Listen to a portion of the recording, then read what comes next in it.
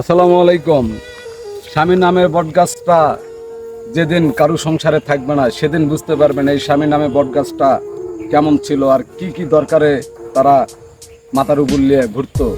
আজকে সন্ধ্যা রাত্রে আপনারা স্বামীর সাথে ক্যাসাল করলেন, করে দুইজন দুই ঘরে যা শুয়ে পড়লেন, ওই টেনশনে স্বামী হয়তো স্ট্রোক করে মারা গেল। সকালবেলা উঠে আপনাদের আত্ম ছাড়া কিছু থাকবে না। আর এই স্বামী নামে বটগাছটা একটা সংসার চালাইতে কত লাগে, কত পরিশ্রম করতে হবে, কত খেরখড়ি পুরাতে হয়, সে এক স্বামী জানে, অন্য কেউ জানে না। আর যেদিন স্বামী চলে যাবে, মারা যাবে, সেদিন থেকে 7 দিন পর থেকে আপনি সংসারের জ্বালাটা বুঝতে পারবেন যে স্বামী কত ভেজাল করে, কত কষ্ট করে এই সংসারটা চালাচ্ছিল। তারপরে 1 মাস পরে বুঝতে পারবেন মানুষ একটা স্বামী ব্যথা না থাকলে একটা ভালো কাপড় পরে আপনারা রাস্তায় বাড়াতে পারবেন না।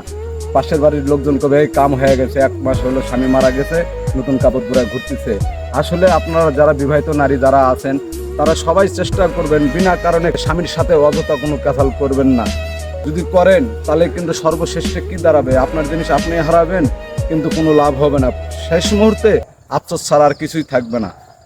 আসসালামু আলাইকুম।